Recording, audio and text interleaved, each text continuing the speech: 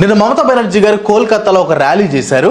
Rape కి గురైన junior doctor కి న్యాయం జరగాలి అని డిమాండ్ చేస్తూ ఈ ర్యాలీ చేశారు. ఆ న్యూస్ చూసిన తర్వాత నాకు నవ్వాలో ఏడవాలో అర్థం కాలేదు. ఆ ఇన్సిడెంట్ జరిగింది వెస్ట్ బెంగాల్లో. వెస్ట్ బెంగాల్కి సీఎం ఎవరు?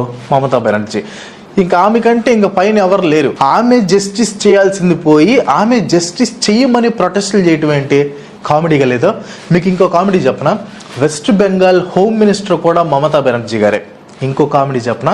వెస్ట్ బెంగాల్ హెల్త్ మినిస్టర్ కూడా మమతా బెనర్జీ గారే. అంటే ఇప్పుడు west Bengal health minister Mamata Banerjee garu west Bengal home minister Mamata Banerjee గారి మీద ప్రొటెస్ట్ చేస్తూ వెస్ట్ బెంగాల్ సీఎం మమతా బెనర్జీ గారి మీద ప్రెషర్ తీసుకొస్తున్నారు అన్నమాట. So the me resides in this as me is residing in all of that as me, so that me. నాకు ఇక్కడ లాజిక్ ఏం అర్థం కాలేదు. మీకు ఏమైనా అర్థం అయితే కింద కామెంట్ చేయండి.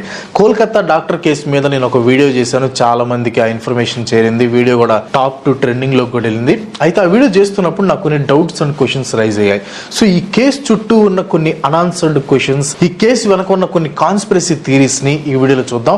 ముఖ్య గమనిక, నేను చెప్పే కాన్స్పిరసీ థియరీస్ కి సాలిడ్ ప్రూఫ్స్ లేవు, కానీ ఈ కేసులో ఉన్న కొన్ని క్వశ్చన్స్, ఈ కేసు చుట్టూ జరుగుతున్న ఇన్సిడెంట్స్ ని బేస్ చేసుకుని నేను ఈ కాన్స్పిరసీ థియరీస్ ని డ్రా చేసి మీకు ఎక్స్ప్లెయిన్ చేస్తున్నాను. వీటిలో ఏదో ఒకటి నిజం అవ్వచ్చు, లేదా ఏది నిజం కాకపోతే